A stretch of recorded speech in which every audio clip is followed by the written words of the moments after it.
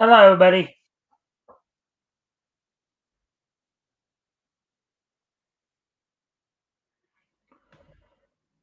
All right, so welcome to the Mikestand. Of course, is our weekly this our Friday our historical comic retrospect. Because we're gonna give Rick a chance to come in. I'm gonna give him a few minutes. So before we get started, I will talk about, of course, what we'll be going over tonight on the historical comic retrospect. In a moment, I'm gonna step away from the camera for a moment, check a couple of things. And then when I come back, we'll probably talk a little bit about what's on tap for tonight. So, anyways, let me just go ahead and um, grab the link, or not the link, but music on. I'll be right back.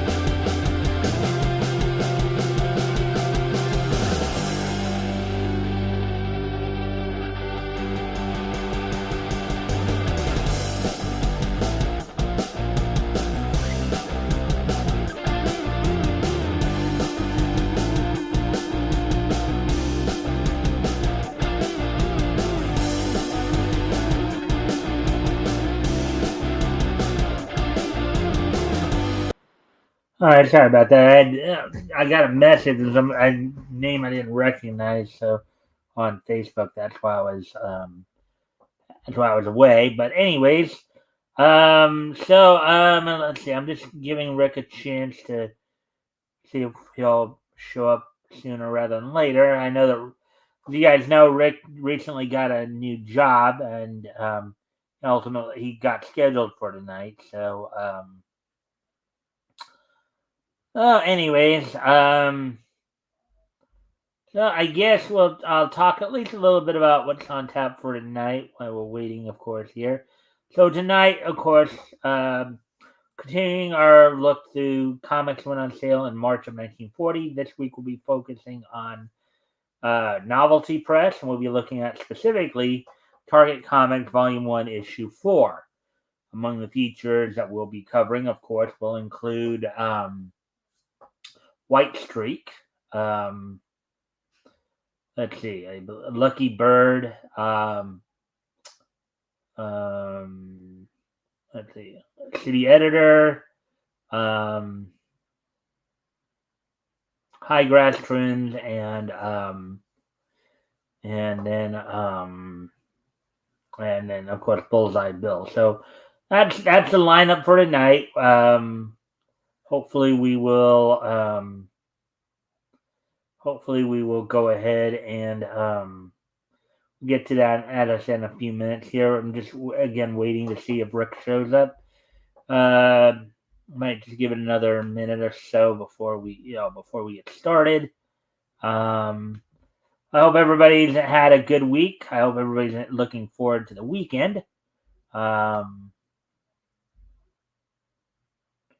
So hopefully we can get some people in here. And of course, if you haven't already, if you guys can like and share this thing, see if we get some more friendly people in here to engage, that'd be appreciated. Also, anything here grabs your attention, feel free to comment and or ask questions, and I will go ahead and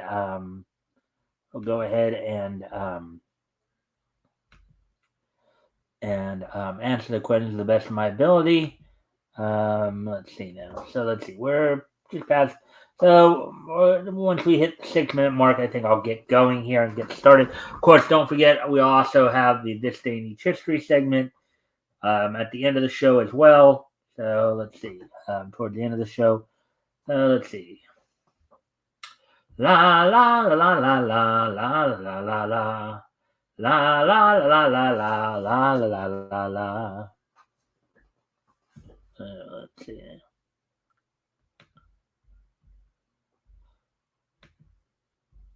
All right. Okay. All right. So I'm going to go ahead and bring up then the material here that we're going to be going over.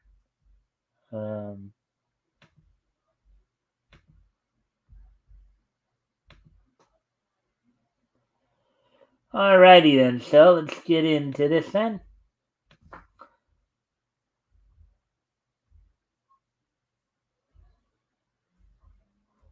All right. Target Comics, May, 10 cents. Featuring White Streak.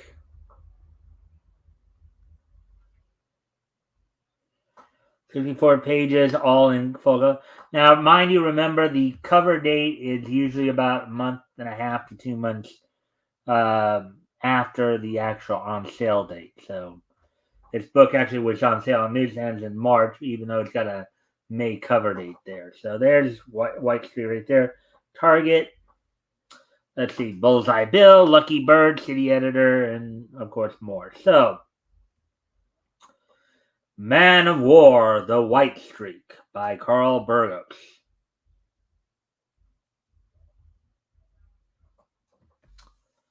The eerie wail of the air raid warning echoes as a squadron of mystery planes flies over the city of London, sending the people shrieking to shelters. Remember, this was the time. This was written during World War II. You know, albeit, of course, America was still almost 2 years from actually joining. You know, they were about actually more like a year and a half from joining the war effort. So, anyways,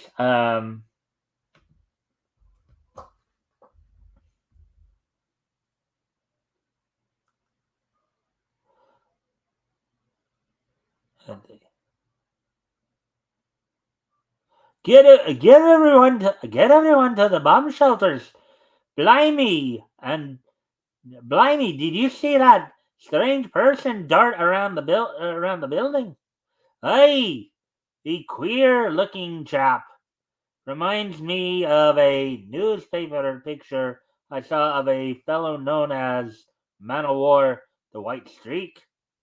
You know, it's kind of funny how he's called the White Streak, yet nothing in his costume is white. It's blue and red. So that's kind of the funny thing about that. So, um, anyways, again, if you guys can like and share this and see if we can get some more friendly people to engage, that'd be appreciated. Also, if anything grabs your attention, feel free to comment. And hold on a sec, folks. Somebody's at the door of the Sorry about that. Hold on.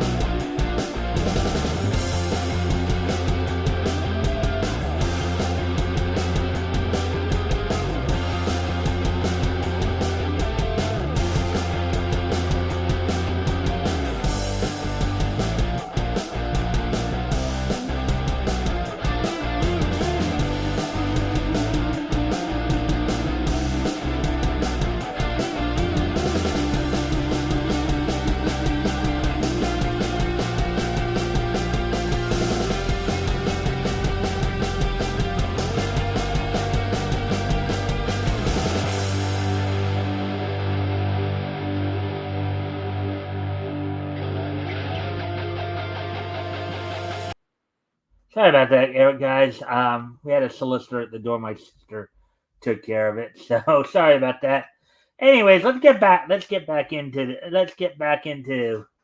this.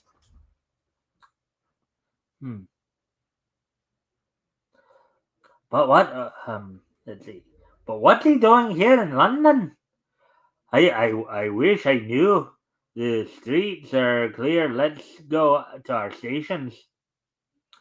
As man of war moves through the city, another whistle sounds. This time a gas raid warning. The soldiers hurriedly don their gas masks. And me without a mask. In a flash, man of war's eyes spark, and a screen of gas resisting electrons wrap themselves tightly around his body. Saved.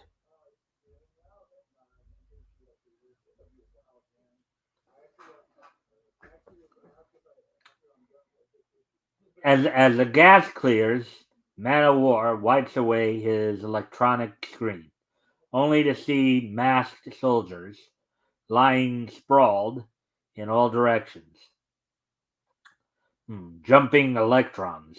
These masks smell awful. The gas penetrated through them. Carlton Supply Company. They make army supplies, and dead men of those who use their mask. They'll pay dearly for this. Blimey! I'm seeing things. Hold on, stranger, and hold on, stranger, no tricks. Man of war whirls suddenly. A sharp crack on the jaw sends a soldier flying across the street. Now, mister, where's the Carlton Army Supply Company located? Between Nelson and Regina? Squares, but you'll never get there. Think so? How's this? Meanwhile, in the president's office of the Carlton Army Supply Company, those mystery planes did little damage, but your gas masks were to blame for the most vicious case of mass murder I've ever heard of, Reynolds. Those masks, checked by the government. You dare accuse me of murder? I do. There's no other explanation. You're a fool. Why should I do a thing like that? I see it all now. The people think I've sold them out for mere gold. In other words, they say I'm a traitor. Good day, sir.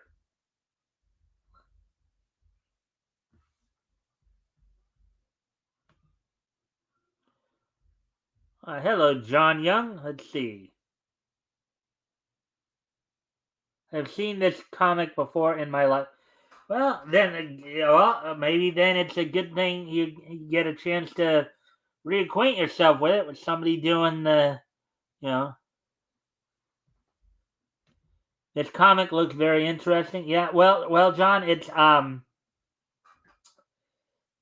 Target Volume 1, Issue 4 from Novelty Press. It went on sale on newsstands back in March of 1940.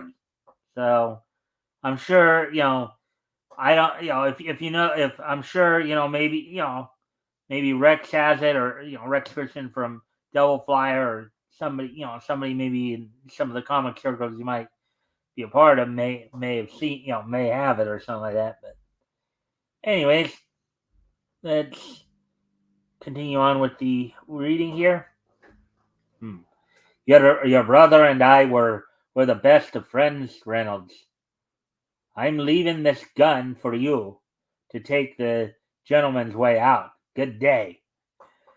Now, what do you think he means by taking the gentleman's way out? Hmm.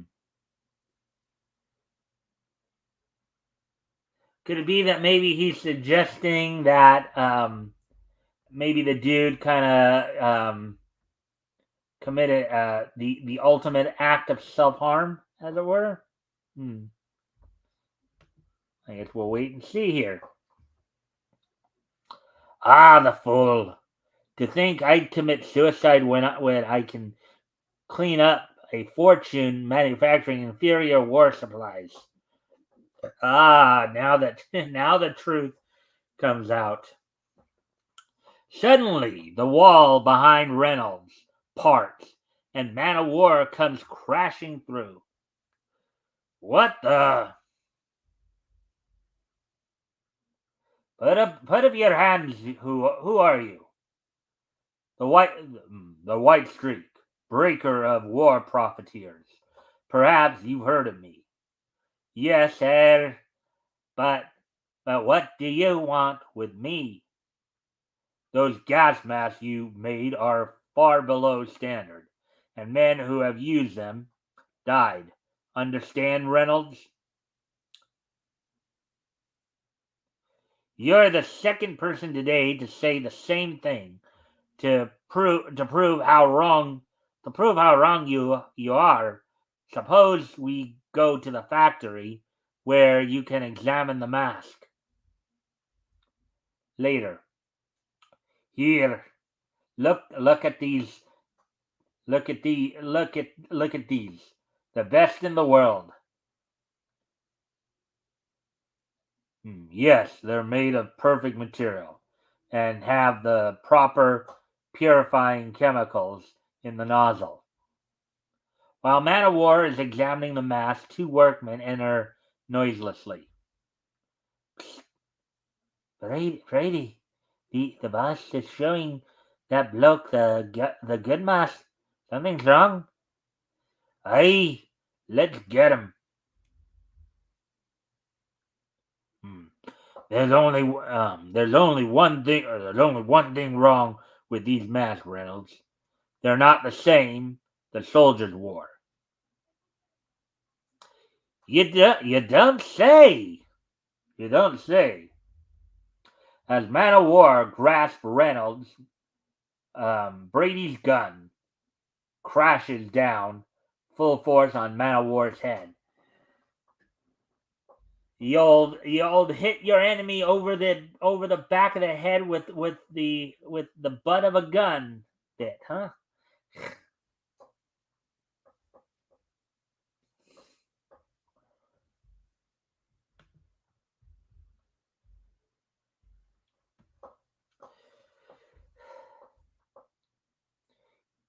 Good good work, Brady.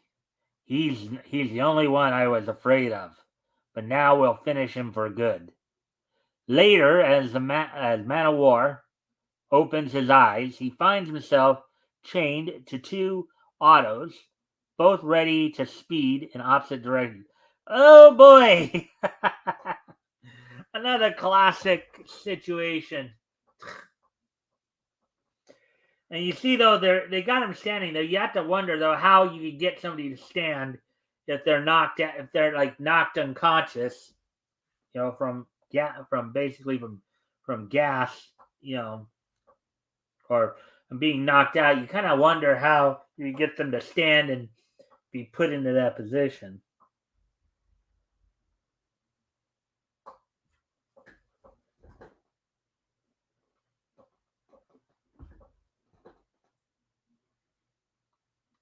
Hmm.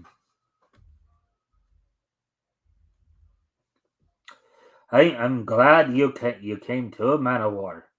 I didn't want you to miss your own destruction. Goodbye. Ready, set, go.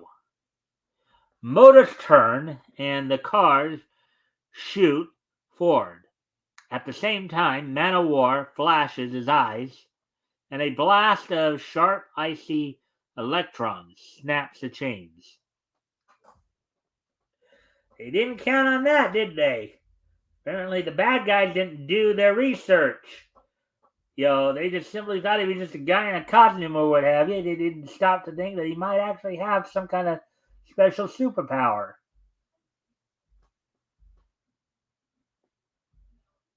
Like being able to emanate eye beams.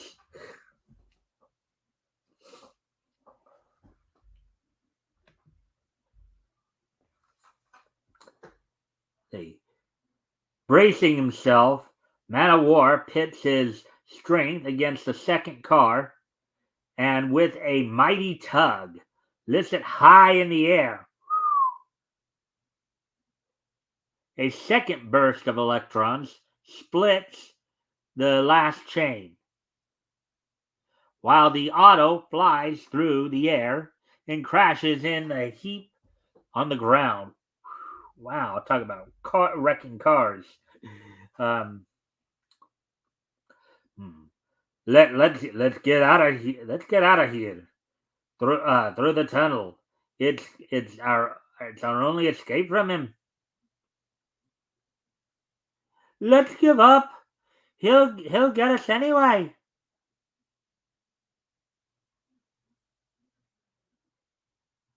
Why? Let's see. Scatter. Scatter. You'll never be again. Why you? Why you? Oh. Let's see. I saw them head through this tunnel. This tunnel is dark. What's this? Looks like one of the boys disappeared. Or disagreed. While in another part of the passage, uh, hmm, this place gives me the creeps. If I reach the tower, it'll be the end of the white streak.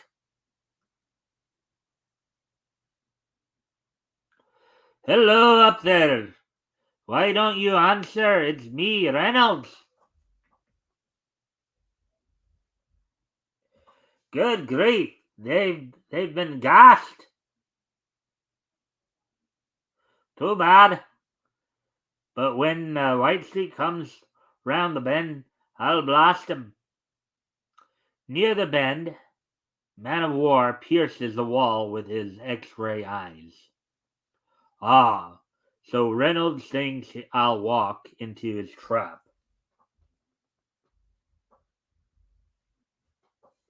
In a flash, Man of War shoots high-powered electrons directly into the wall.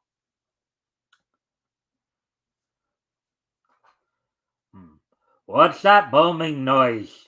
Where's the White Streak? He should have been here long ago. Reynolds whirls about as the wall crumbles behind him. It's him. He cut through the wall. Amazing, huh? When I turned on my X-ray power, I saw you waiting for me with the machine gun. So you cut through the rock, yeah? Well, you won't get away with it. Ha! You missed, rat. Then from the Man of War's eyes, sharp blast of electrons knife into the machine, blowing it up. Not a good thing to be in the vicinity of an exploding machine. There's a good chance you'll probably get all cut up and all that. And again, if you guys haven't already, you guys can like and share the screen, see if we can get some more friendly people in here to engage. That'd be appreciated. Also, if anything here grabs your attention, feel free to comment and or ask questions, and we will try to answer the questions, and I'll try to answer the questions to the best of my ability. So as we finish up this feature here, dazed from the explosion, Reynolds tries to escape. Oh, no, you don't. Pow! Now, Reynolds, I'm going to turn you over to the authorities. Your punishment will be a warning to other war profiteers. Next month, another complete White Streak picture action story. Alrighty then. So there you go. Well, that's the first of the 5 stories we're gonna, of course, go through tonight. So hopefully you like the show thus far. Let's get to the next one, and I believe it'll be Lucky Bird, the next one we will, and the team in.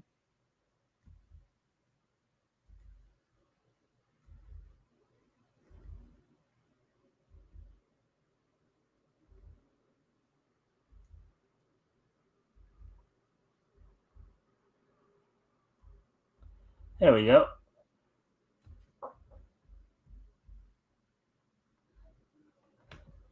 All right.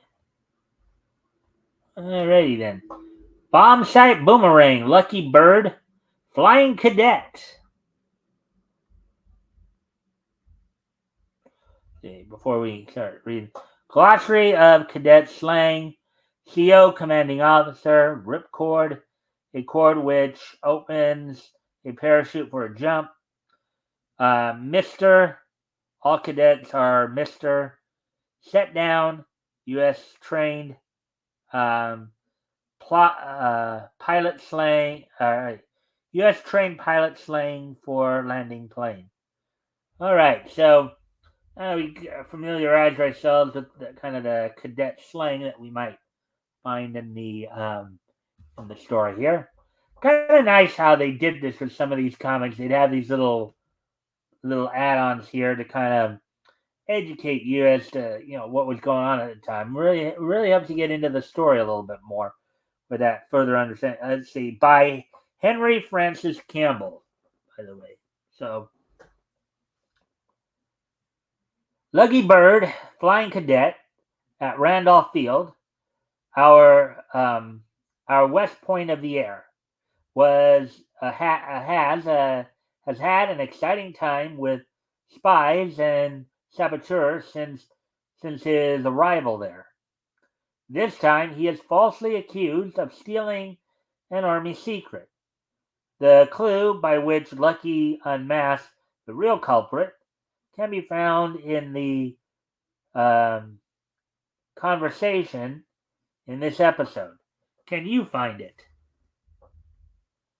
Let's see. Hey, Lucky, the CO's got one of those new secret bomb sites in his office. I heard that too, Jim. That night in Lucky's room. Now what's this? Mr. Bird, report to Major Adams' office at once. This is most urgent.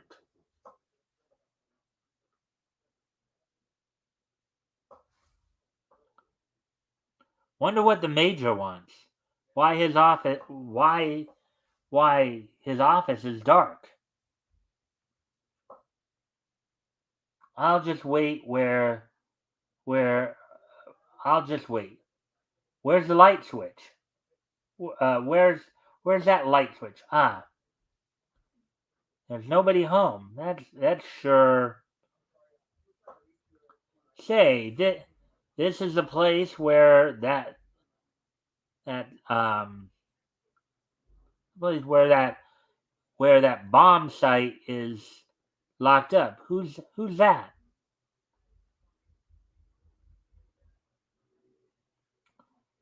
Bird, what are you doing here? Why, Major, you sent for me, sir. I sent for you. There's something wrong here. Look, the safe is open. The bomb site's gone. Do you know anything about this, Bird? No, sir. What did you mean I sent for you? I found a note on my bunk asking me to meet you here. Back in Lucky's room. Now, where is this note? Why, it's gone. It looks like somebody's trying to frame him, doesn't it? It looks like a classic frame-up job. Somebody's not playing nice.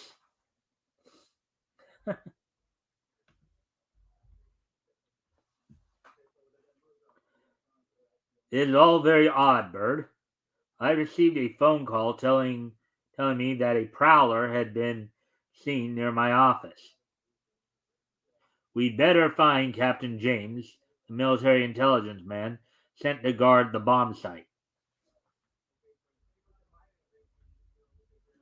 Bird, that is Captain James, a pilot assigned to military intelligence. James, the bomb site's been stolen, and I found Bird in my office near the open safe. What are you waiting for? Arrest him. Major, I know I didn't do it. You don't. But if you'll leave me at liberty for 24 hours, I may be able to find the thief and the site. Absurd. That's only a stall. Captain, I believe Bird. Besides, he has cracked several cases already. All right, Bird, you have 24 hours to clear yourself. Thank you, sir. Outside, Lucky does some thinking. Now, what do I do? I've only 24 hours in which to straighten out this mess.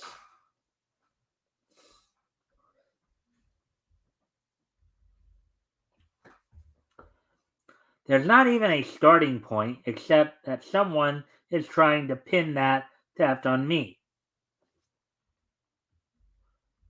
What's this? The box that held the bomb site. Say, this gives me an idea. But the bomb site is gone. Major, I found this box behind Hangar A. Of course, the box site's gone. But this wood's too rough to hold any fingerprints. But, well, go on. If you'll have all the misters fingerprinted, the first thing in the morning, the guilty man may try to run away. Bird, I'll do it. The next morning, the entire core is fingerprinted. You're next, Smith. But what Lucky had hoped for does not happen. Now what do I do? Once more, Lucky hears Captain James. Hello, Bird. I see Major Adams is landing his plane. Huh? Yes, sir. U.S. pilot, huh? U.S. pilot, huh? That's queer.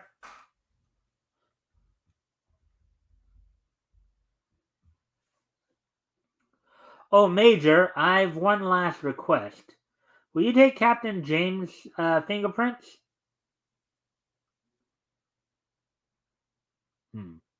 By the way, Captain James, I'd like to have your fingerprints also. Mine? Absurd. I refuse. Stop him!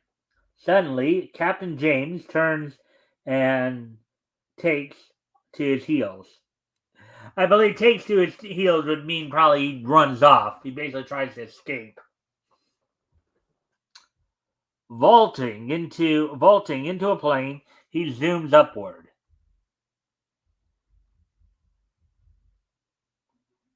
And Lucky takes off in pursuit.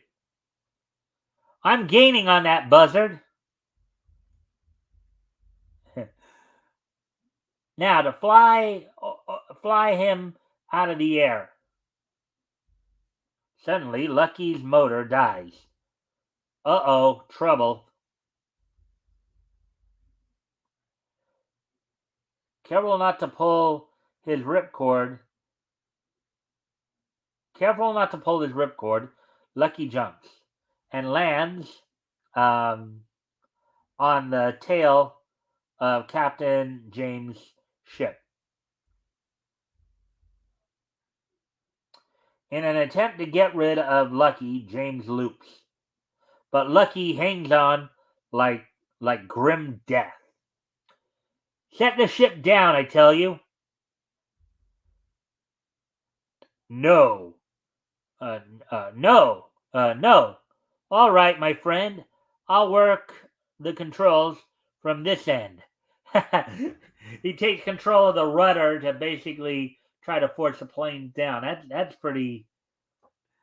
quite a high-flying adventure right there, folks.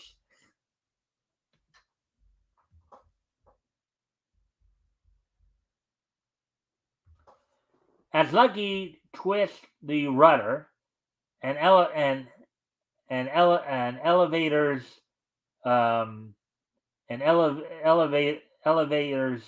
the ship careens wildly. This is bad. Let's see. Unable to control the ship, James is forced to land in a clearing. So, you've had enough? Huh? James leaps from the plane and swings on Lucky. With a powerful left hook, Lucky knocks James out. How's this, you phony? Let's see. Might as well cart him over to this shack. Inside the shack, Lucky finds a man bound and gagged. Hey, what's this? Now who are you? I am Captain James, and that's the fellow who knocked me out and stole my credentials. Back again at Randolph Field.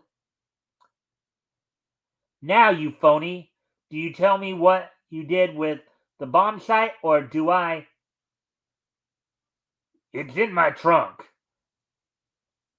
Well, Bird, we have our bomb site back and captured a spy.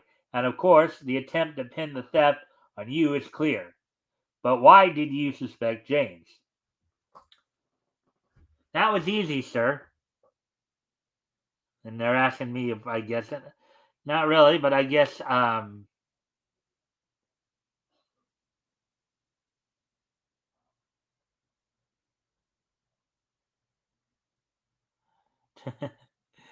now they just say it here back. When you came in with your ship, he said Major Adams is landing. No Army pilot would have said this.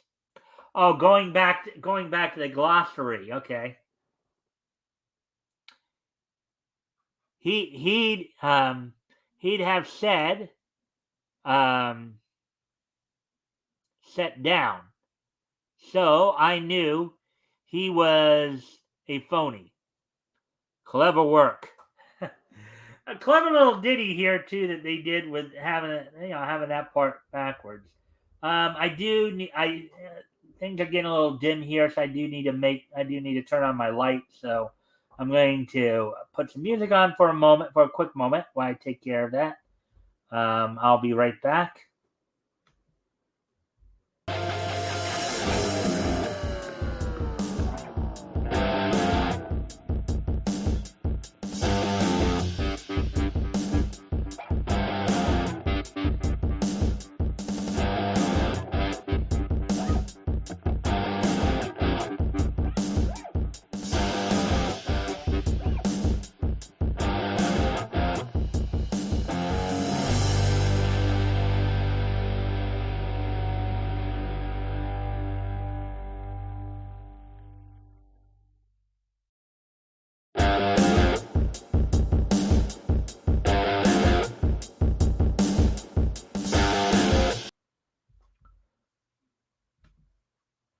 All right, so let's see.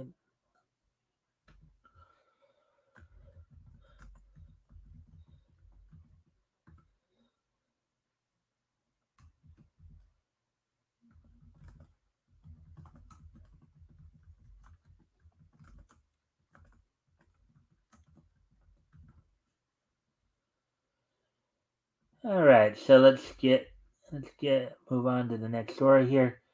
Already at 41-minute mark, so we're making some good time here. Let's get ready to move on to the next little puppet man.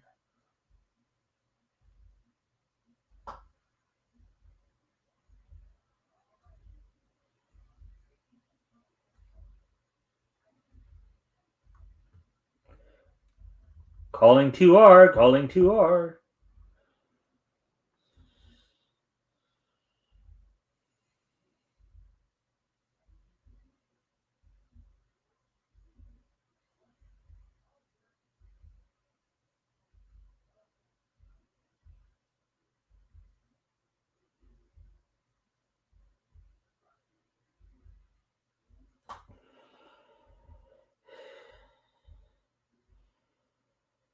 Submarine surprise text story, which back in these days, since these were magazines, of course, um, you'd have at least one text story mixed in there. Um, all right, so here we go. City editor by Potter.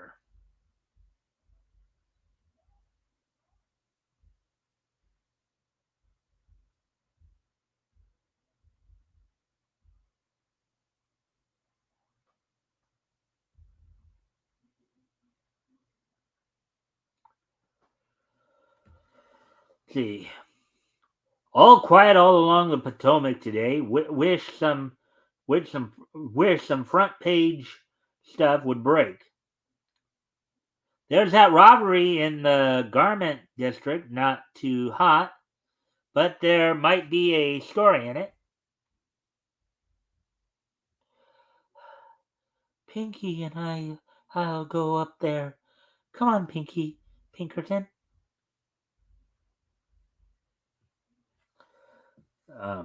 Joy Bell and Pinky um, visit the loft at Finkel's and find everything in disorder. Paris Paris gowns thrown on the floor and the door smashed in. They they wait for Mr. Finkel. You say that case came in last night? Too late to unpack. Hmm. I'm not saying nothing to the papers. You'll have to ask Mr. Finkel. Pinky picks up one of the gowns and examines it. He wonders why all the shiny ornaments have been smashed. It's only the buckles. It's only the buckles with the glass in them that are smashed. The dresses are all okay.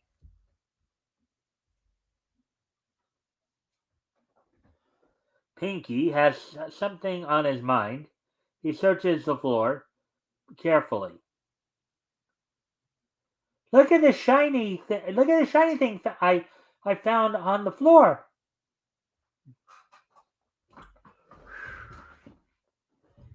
It's glass or paste or something out of one of the clips. When Mr. Finkel arrives, he is very angry and apparently frightened. How did these reporters get in? I don't want newspaper publicity.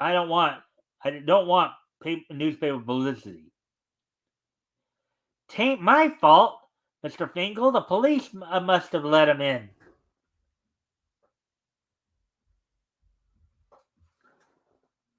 Joy Bell finds Mr. Finkel much excited. He is covering up something.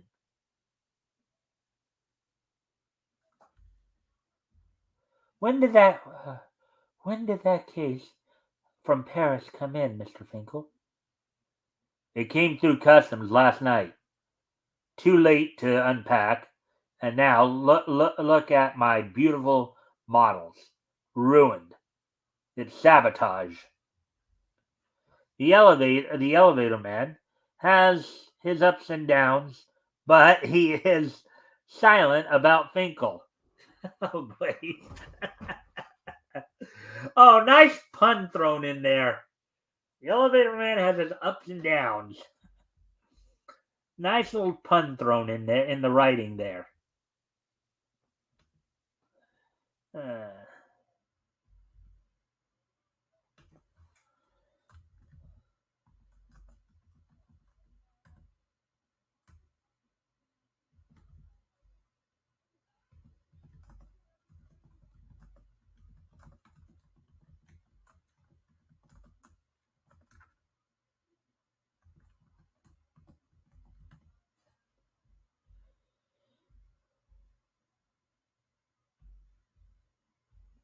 let's do something real quick here.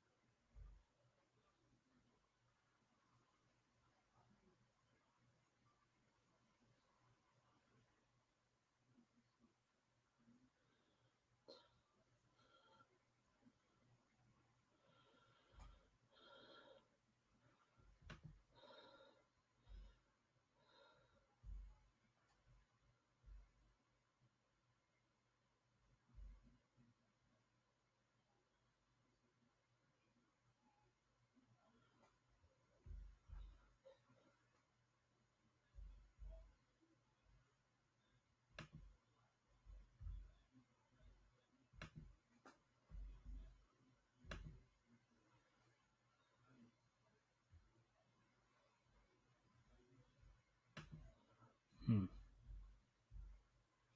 Anyways, I wonder if it's just labor trouble at Finkel's. Don't know nothing about it. His elevator don't run at night. So they go to the pier to find out more about the mysterious goings.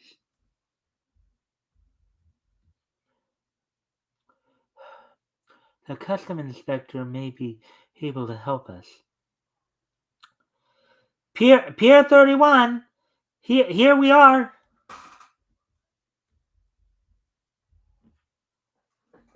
The customs inspector has no suspicion of any irregularity. A case of gowns for Finkel Incorporated. Arrived yesterday from Amsterdam. Delivered last night. So they do a lot of hard thinking, and Pinky suggests something that may furnish a clue to the mystery.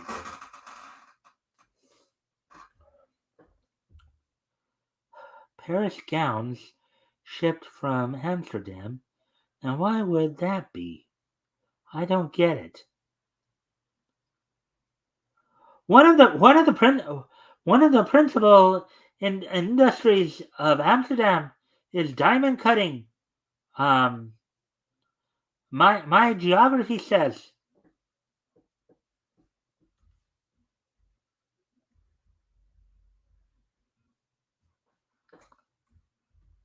The city editor, Phil and Joy Bell, talk over the story and are pretty certain that Finkel is a diamond smuggler. But the Evening Star must have convincing evidence. The way I dope it out is this: the dresses were sent to Amsterdam, where diamonds were reset in some of the garments in place of glass. And Finkel opened the case himself after his staff had left, smashing open the ornaments to recover the smuggled diamonds. That strikes me as a very clever idea, Phil. It could be. We'll work on that angle. This may be front page stuff after all. Wow, this is some good. I think there's some pretty good storytelling here.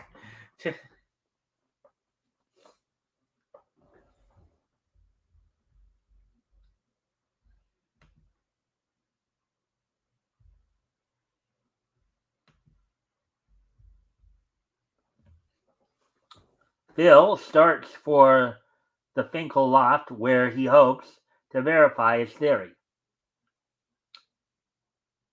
Now to get the goods on Finkel, I'll have a talk with that bird. We've got his number, and the Star will have an exclusive story again.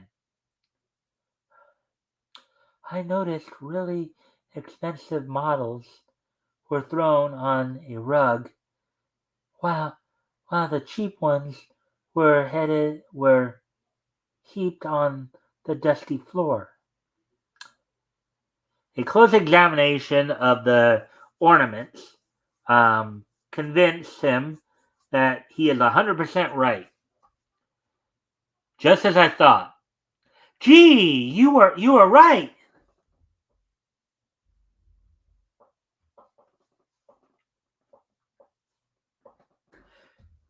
Yeah, the interesting thing is, I know that when we last read City Editor, I don't remember who was with me when we last read this story or read this feature, but remember they were saying that it didn't really strike them as well. But I could see how this story could be actually pretty good because you got some crime drama elements, just maybe working it more from the newspaper aspect of it.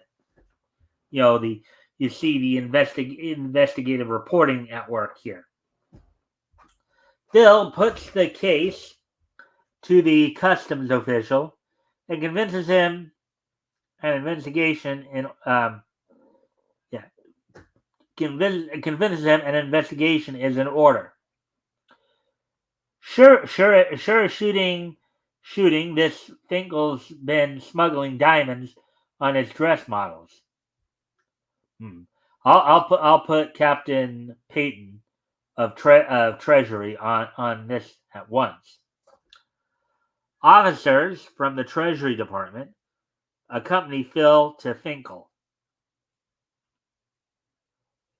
Sure he's here. He's no idea we suspect him.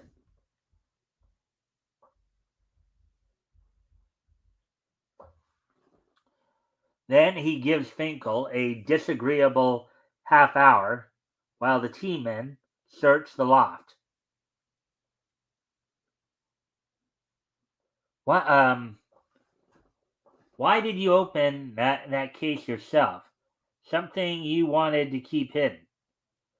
I didn't. You can see for yourself the door was broken. And find enough to satisfy themselves that Finkel is undoubtedly guilty. Finkel, you reset diamonds in those in Amsterdam. Open your safe. We're searching. Of course, this was before Miranda, so they had no need of apparently of a search warrant.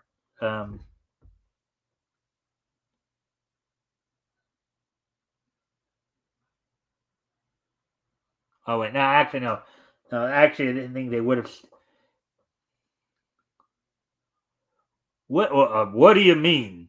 Diamonds in a model importer?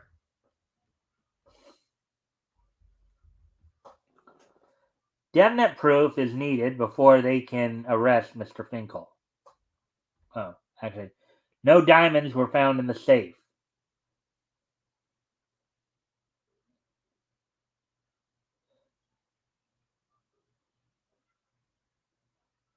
That's all understood, but we've got to have evidence of possession.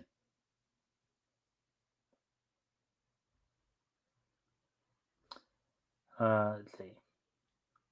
Meanwhile, Katie shows the shiny stone that her brother had given her to her landlady. Why, Katie, it's a diamond. You know, I used to be a buyer for a big jewelry store. See what Pinky found, Mrs. Marvin? He gave it to me.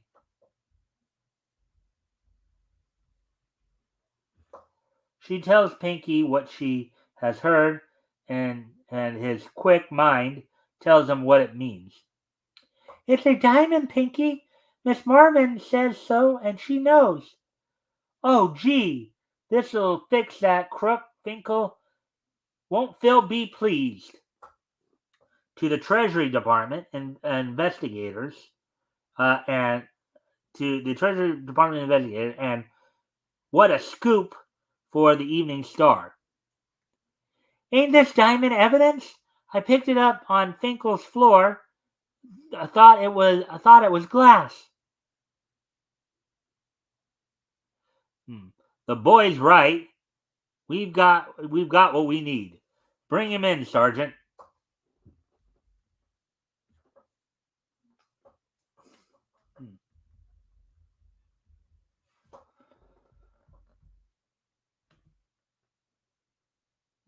All right.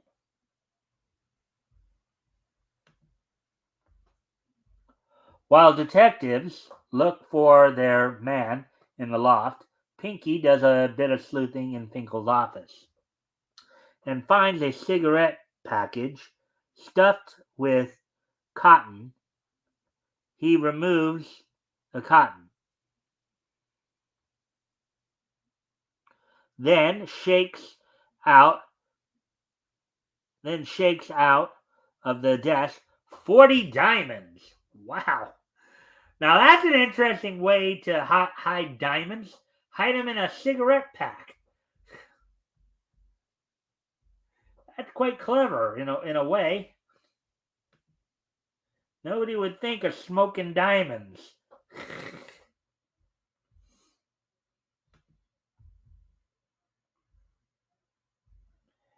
Anyways, as we continue on here, Phil and the detectives rush in. The evidence against Finkel is now complete. Look at what I found in his overcoat, Phil. And the diamond smuggler faces a long term of imprisonment. I guess that settles it. Finkel. You'll have to come along. 5 or 10 years for you and a heavy fine.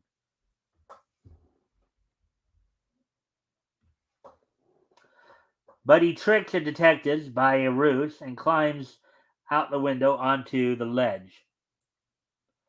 I'll come along quietly if you'll let me get my rubbers out of this closet. It's raining. Then he takes off, where he flings himself down to the second floor.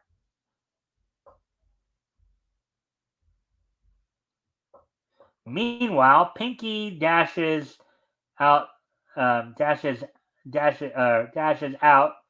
the street entrance below and calls a policeman to stop the fleeing criminal. Hi there! He is on the fire escape. Get him, the crook. Oh, okay. I'll get the guy. Finkel makes a terrific leap across a court to the roof of the building next door.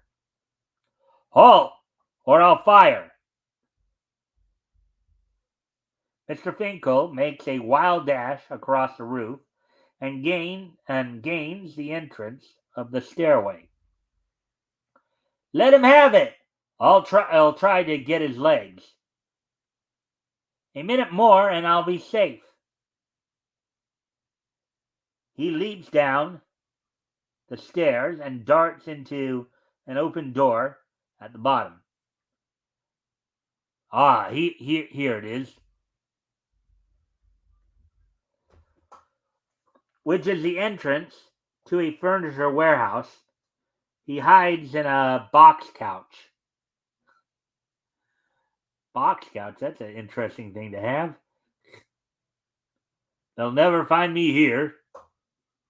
But Pinky comes in from the street and notices a striped, there's a striped tie caught in the couch lid.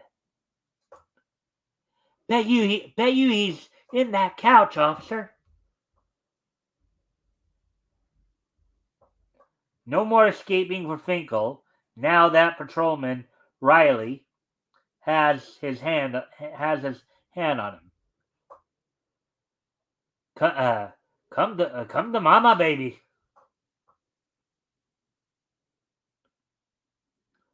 We've got to get the story in pronto. Don't forget we're newspapermen.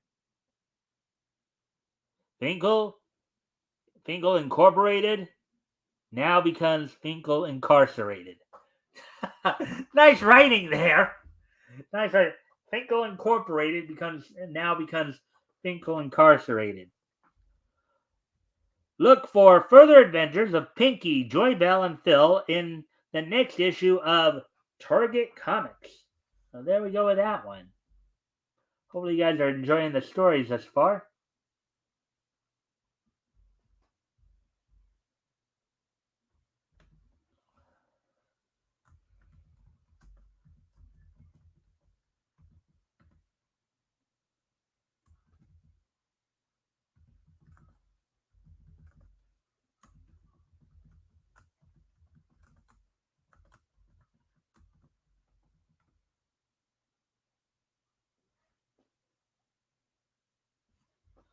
About the hour mark, okay.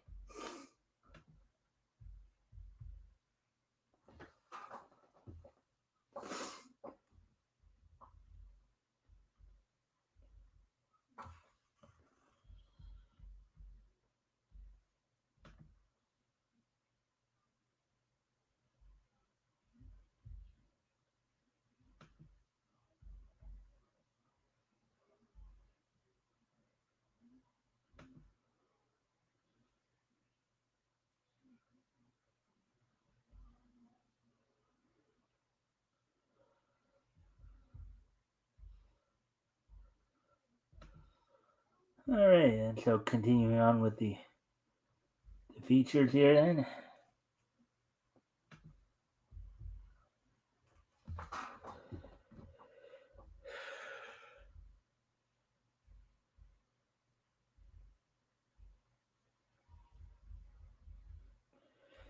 Fantastic feature film that's showing Music Monster.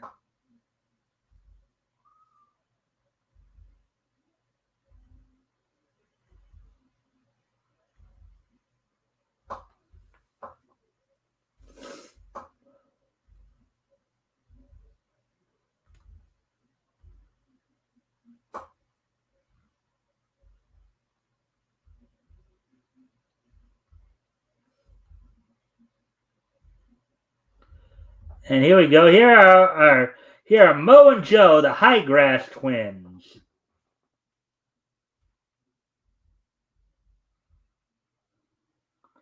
Hello, what's this? Dang Yankee spy! Wait till General Lee hears about this.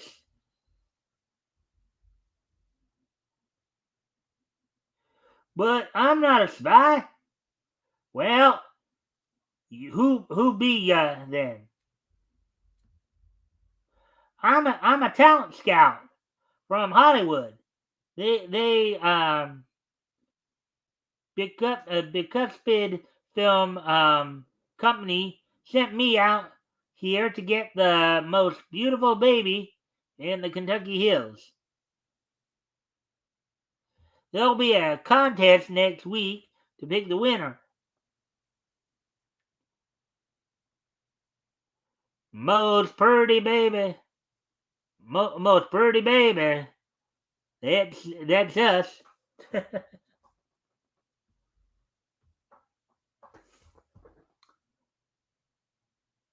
Came the day of the big contest. We can cinch the win on account of that there's two of us, which makes us twice as pretty. Hi all, we is end of the line. Hours later. Next. Who let that in? Boy, what a puss. They laughed at us. We can't be that ugly. Come on, it's not too late to win it.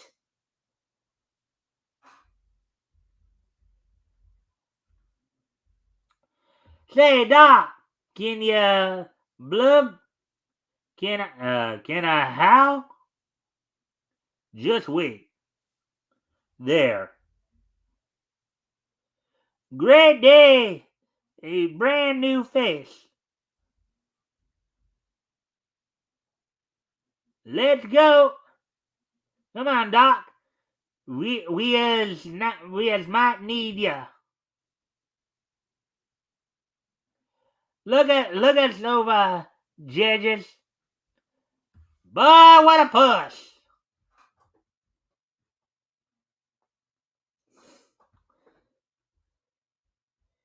Give us a new face, Doc. And make it beauteous. How's this? Boy, what a puss. Doc in don't think you got your heart in your work.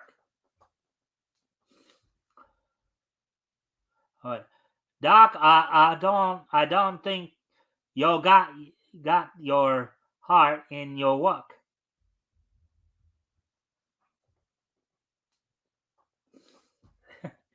Considering these guys are actually 50-year-old men trying to compete in a baby contest, that's kind of the funny part about all this. They figure with a little bit of plastic surgery that's going to make them look like babies.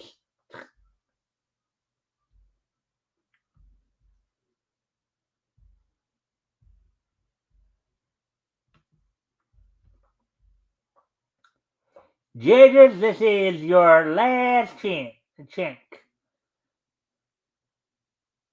Positively ridiculous. Ridiculous is we.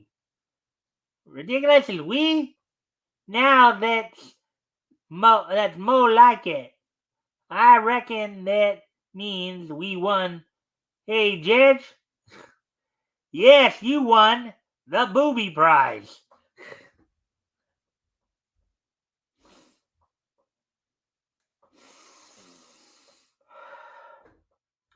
Booby prize? What's that? No, he said baby prize. It's just his darn Yankee accent. Then we wins. They said we is ridiculous. Gosh, it's too good to be true. Reckon we is just lucky. Gangway, folks. We'll see ya next month in Hollywood. Wow, so that's pretty funny. Again, a couple of not so sharp 50-year-old men basically think they're still babies trying to compete in a baby contest. That's something else, isn't it?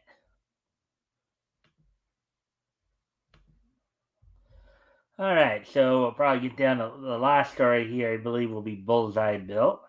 We'll get to that.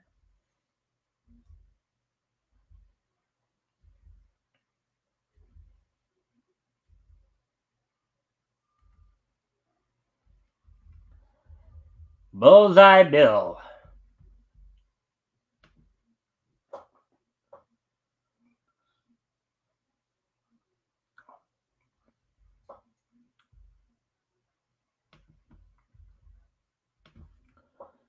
All right. Hello, what's it? Hello, what's this? Bill. Oh. Bullseye Bill is strolling back to the roundup camp from the makeshift rope corral when,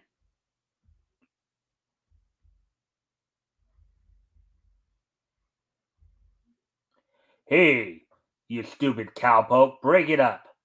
Cowpokes, break it up.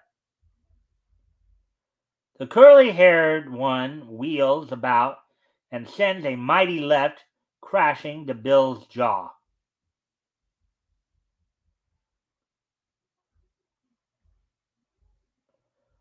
You think you're tough, Tendervert? A little tougher than you, range rat. Bill, behind you, look. What's going on here? Who? What? You answer for it. Simple. You answer for it. Simple. You've got it. Be seeing ya. Hey, little gal. Where y'all going?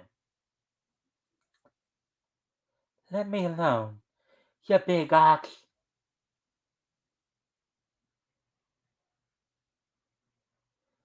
Don't afraid, missy. Me shoot 'em. Me shoot 'em bad guys up quicky. Bill, Queen, help! Raising the carbine to his shoulder, Queen lets fly a blast of lead straight into Blackbeard's huge frame.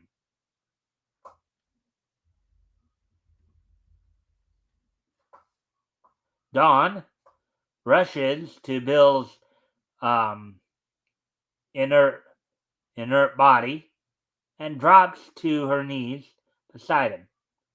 Bill, oh Bill, are you hurt bad? Nope, don't reckon I am. But honey, chill. What are you all doing here in camping in camp? And what was all this fracas about? I I came out with Ted Cameron. He wanted to see what a roundup camp looks like. Ted Cameron? Who's he? He he's the dude that just knocked you and Chuck out.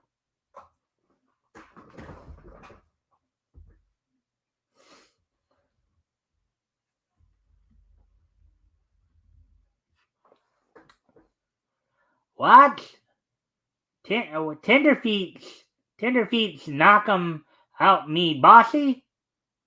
Me kill 'em like happy hurry. Where 'em at, Sissy? Here, ten feet, Queen knock 'em out for goodies. Oh, take it easy, Queen. You old buzzard. It's too late, Queen. He's gone. But wasn't he wonderful? Queen, no light, you talkie this way, 'bout bad enemies. You shutty up. Oh boy, the dialogue. Dialogue. uh,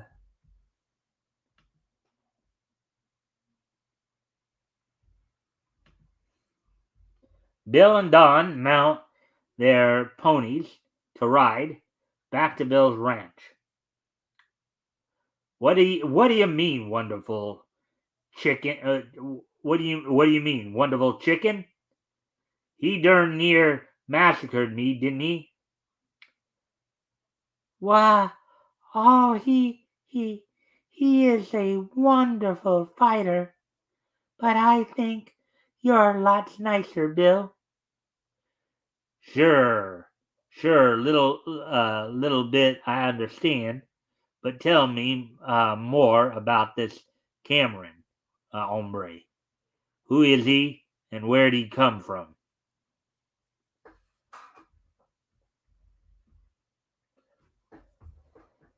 Wow, he's a college graduate, a friend of one of Daddy's former partners, and he's out here for his health. He was a boxer or something in school, and something went wrong with his lungs. Which probably means that he probably has tuberculosis. Oh, so he's a fighter, eh? And what was he mixing with Chuck fur?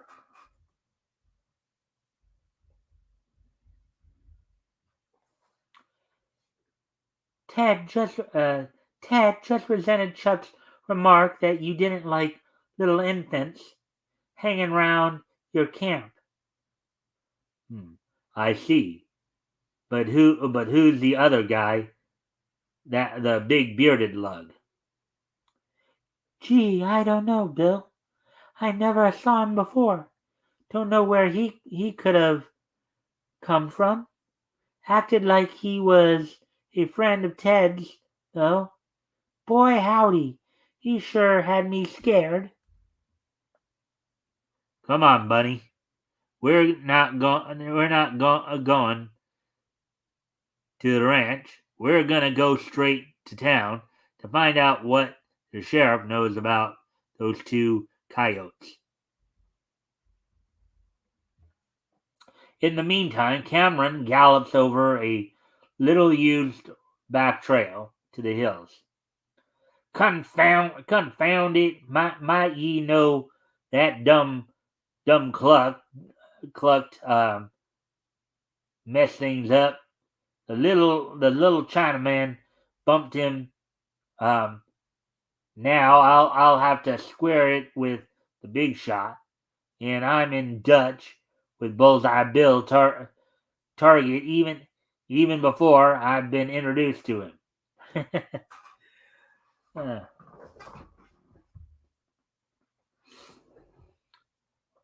and and and rears his horse on the ledge of a small canyon. Hello, Tony. It's Ted. I'm coming in. Then crashes down into a secluded makeshift camp. What's up, Tenderfoot? Can can the Tenderfoot stuff can the Tenderfoot stuff, wise guy? I'm in a jam. That stupid Blackbeard just got croaked over a over at Target's camp, and I just tingled with Target himself. We got to tell the chief. Blackbeard had the had the papers last time I saw him, and they must be in his pocket yet.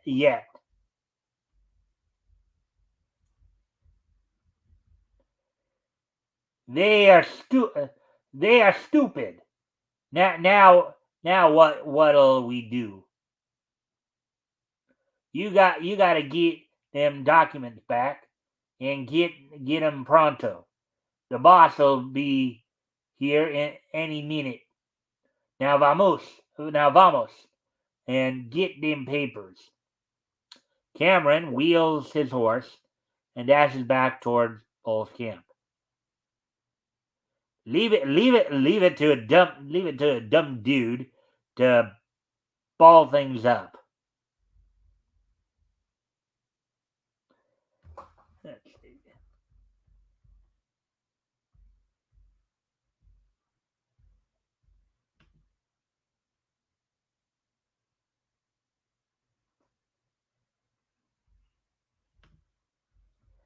And in town, Bill and Don ride up to the sheriff's office.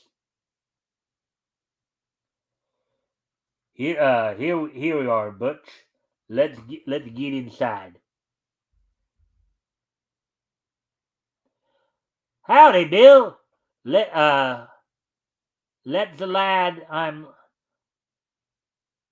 Oh wait, howdy, Bob. That's Oh wait. Oh wait. Howdy, Bill. He's the lad I'm looking for. Howdy, Bob. That's a coincidence. Don and I were looking for you.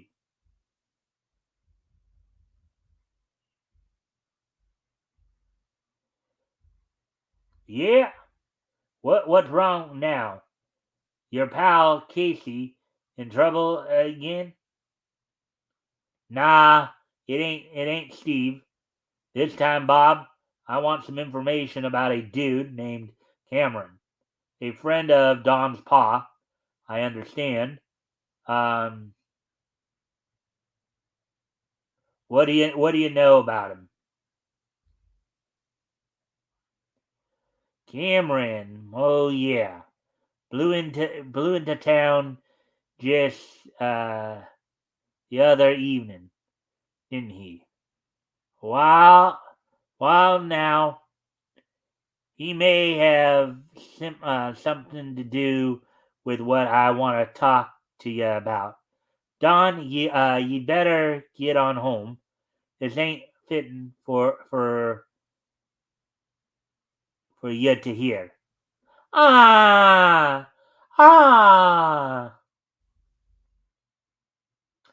Don leaves, disgruntled, and the sheriff gives Bill some interesting news. Bill, you remember sometime back when Don's pa, old man Parsons, was sickly? He made out some papers thinking he might kick the bucket. Yeah, go on. Well, it the most important um, of them papers was his will, which we filed and locked up. But some of the rest of were mining claims, titles, and deeds that was some other papers, to which he signed but left bank for the missus to fill out all the papers except the will are missing, Bill.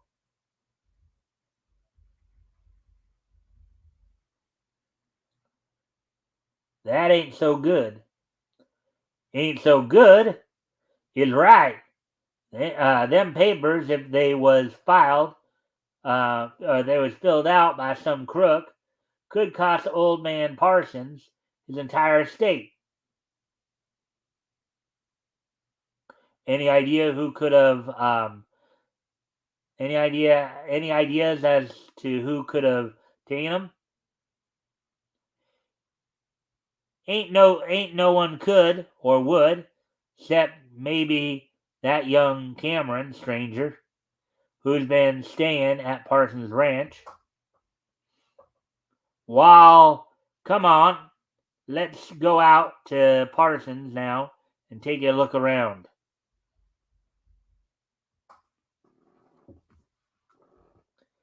Any other strangers been seen around Parsons' place? Yeah, the old man tells me he hired a new guy yesterday. A big, heavy bearded man named Hurston. Parsons hired him for the roundup. Big bearded guy, huh? That's funny. I ran into Cameron today out at my camp and had a tussle with him. He caught me off guard when I turned to see someone coming up behind me. A big bearded guy, by the way, and Cameron knocked me out and got away. Quing shot and killed the big guy. Wonder if he was Parsons' man.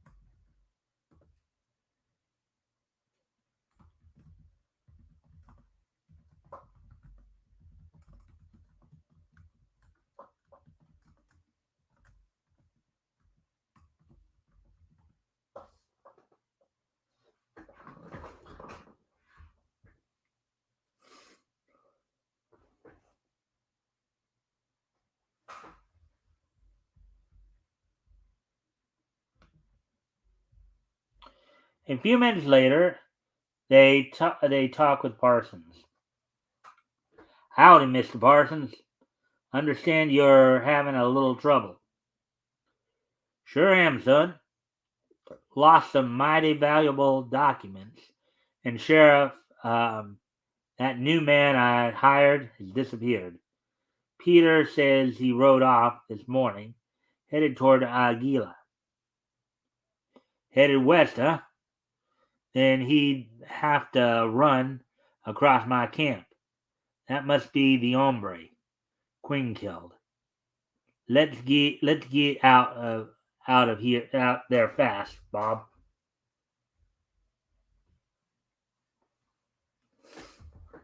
Out at the camp, Cameron tears up to Quinn, who promptly challenges him. Stop ye who go here. Oh, it's you. It's me, you little rat. Now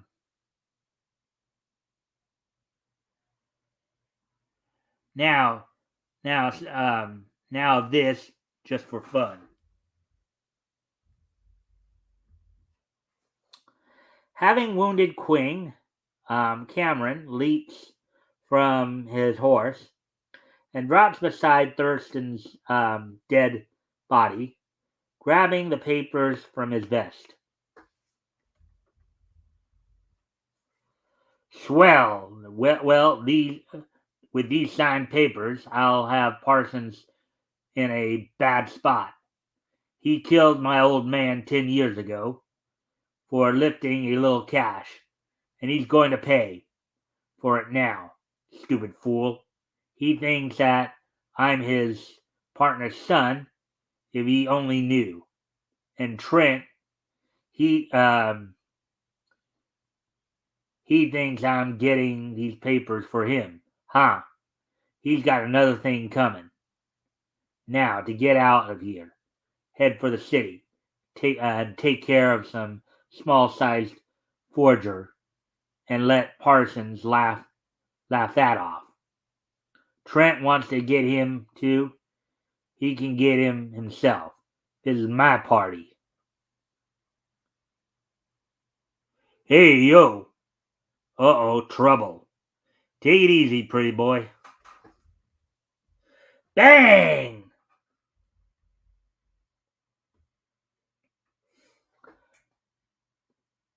Turnabout is fair play, they say. Cameron, this is for the black eye. Wait, Bill. The papers.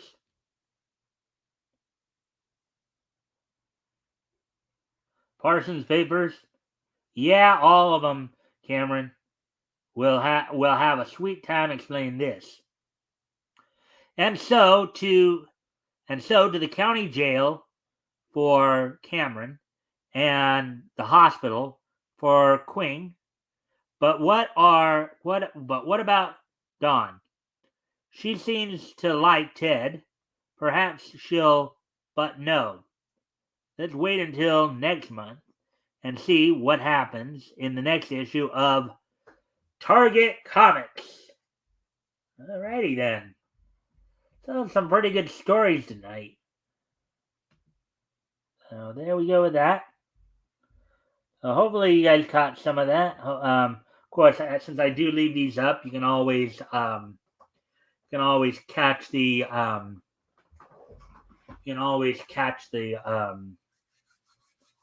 catch them. You can always catch the replays, as it were. Hopefully you guys did like the story. Of course, if you guys can like and share this thing, see if we can get some more friendly people in here to engage. Also, to give people a chance to, to look at this material and check it out. Also, as always, if anything does grab your attention, always feel free to comment and or ask questions. I'll try to answer the questions to the best of my ability. Sorry, Rick wasn't here tonight. Sorry, we didn't, obviously have a second person in here, kind of give commentary as well, kind of like share the experience with. Sometimes that happens though. Anyways, let me just go check some things.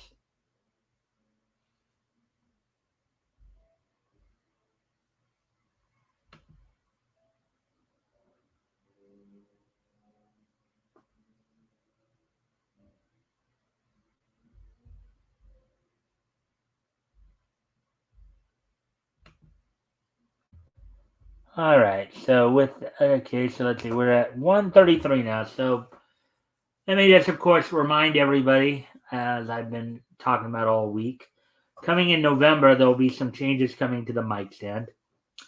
As we will be, starting in November, we'll be moving the historical comics retrospective, which we're right now doing on Friday nights. We'll be moving that to Sunday night at 5.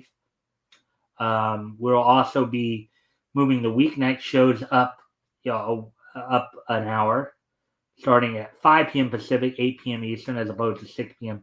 Pacific. And we'll also be doing away with the weekend edition, the panel show. We still will have some panel shows down the road, of course, but there'll be more special occasion panel shows. So, like for New Year's and all that. But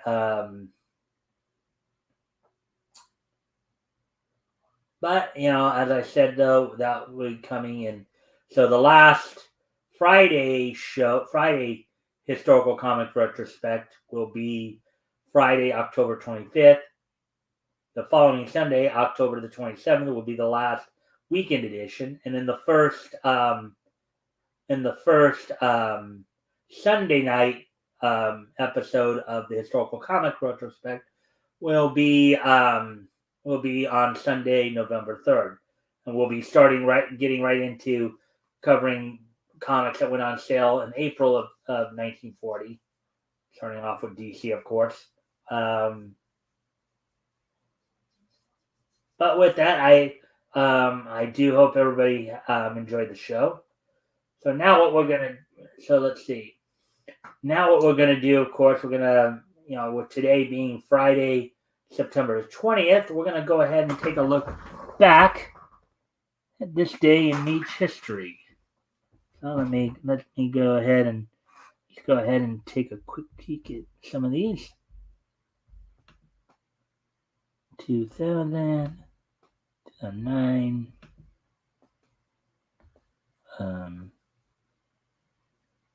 1964, and then 2019. All right, so first off, we're going to head back 60 years ago, as on this date, 60 years ago today, back in 1964.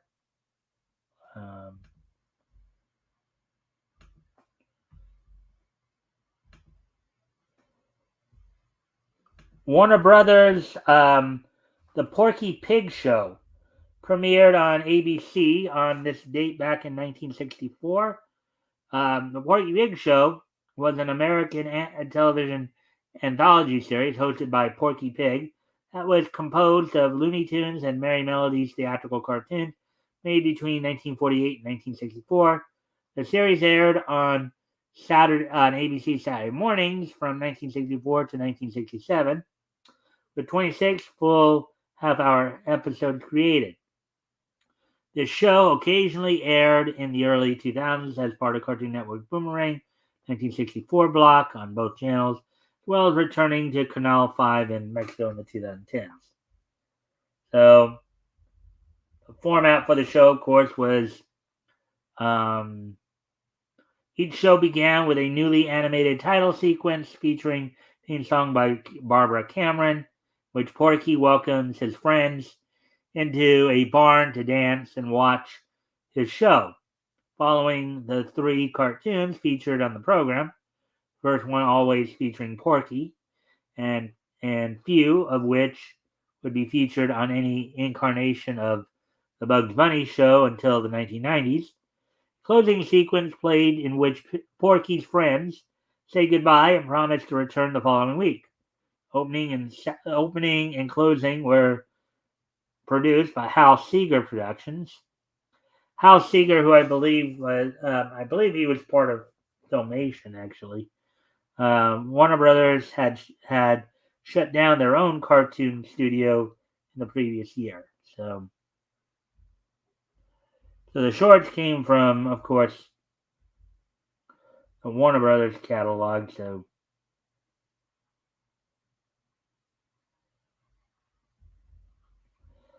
But 60 years ago today, the Porky Pig Show premiered on ABC Saturday morning on this date 60 years ago.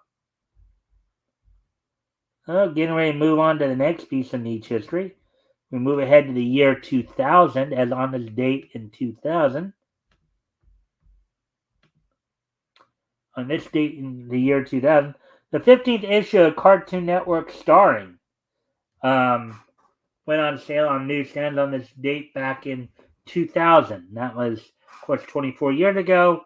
2 featured stories, both featured Space Ghost, Just Desserts, and Bands on the Run. So, on this date, 24 years ago today, the 15th issue of Cartoon Network Starring went on sale on newsstands from DC Comics. So, there we go with that one. Now moving ahead to 2019, or not, I'm sorry, not 2009 rather, I believe.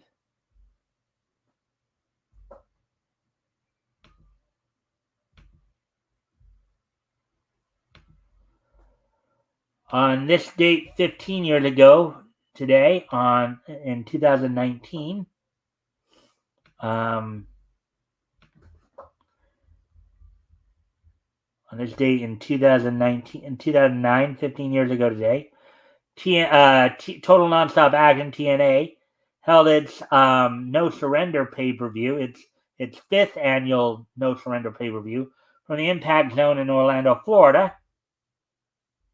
The main event saw AJ Styles defeat Kurt Angle, Hernandez, and Matt Morgan and Sting in a 5-way match for the TNA World Heavyweight title.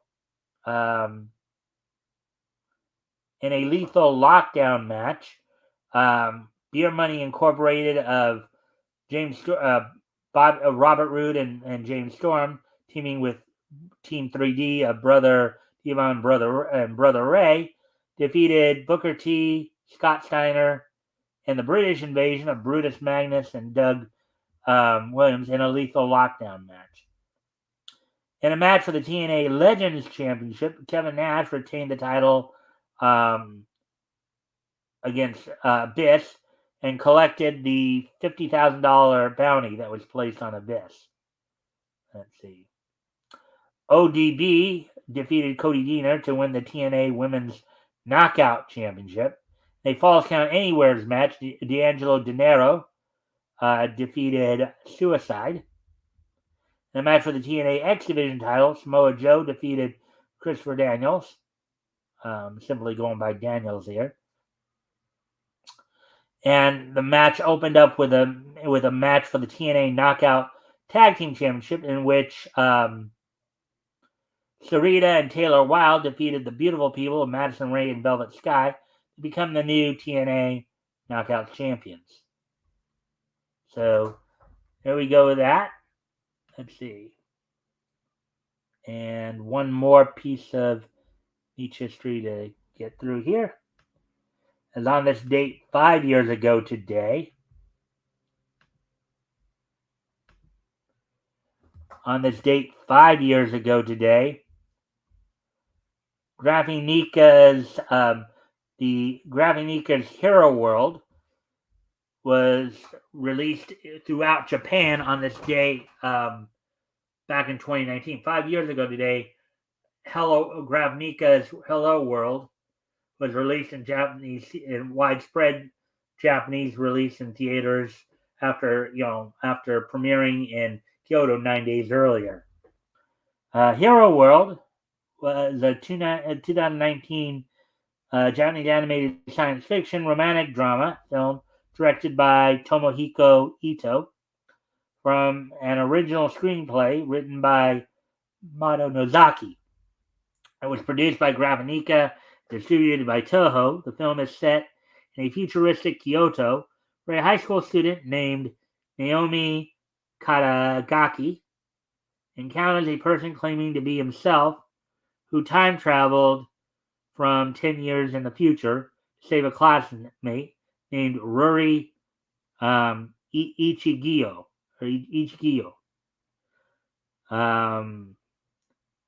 Hello World premiered in Kyoto on September 11, 2019. It was released in Japan on this date. Film grossed over $25 million worldwide, and critics praising the direction and animation. The film received novelization, 2 manga adaptations, and an anime spin-off. So there we go with that. See, so with that, I thank everybody for being here tonight. Of course, we will be back here on Sunday. Of course, we're still doing the weekend edition panel shows until to the end of October here. So, as I said, the 27th will be the final episode of that. Also, as I said, starting in November, we'll be switching things up. Panel show will cease to be being produced, but we'll be moving the historical comic retrospect to Sunday nights in the hopes that more people will, of course, be able to watch live and participate. Friday night will become starting Friday, November the 1st. Friday night will be, of course, another niche news night. So you can still catch up on all the latest in the world of niche. So a lot of things coming through here. So I hope everybody enjoyed the show. La la la la la la la la la la la la la la la la la la. So for those of you who may have came in only at sporadic times, I do keep the shows up, so you can go ahead and rewatch the shows at your convenience. If you want to go back and watch me read comics and do the voices. I'm sorry Rick wasn't able to make it tonight. He was working, but we tried. I went ahead anyways with just myself. So again, we would have probably been obviously had some commentaries and back and forth. We always do. So I hope everybody enjoyed the show. Let's see now. Again, we'll be back on Sunday. And of course, we'll be back next week. And then next Friday, RJ Carter will be joining me. As we'll be looking through comics that went on sale in March of 1940 from Prize Comics. I think we'll probably be going over Prize, I think maybe number 3 or number 4. Don't know, have to double check that. But hopefully you all can join us then. You can all join us throughout the week as well. We'll, of course, be back here on Sunday. And with that, I thank everybody for being here. Hope to see everybody back here on Sunday. Bye.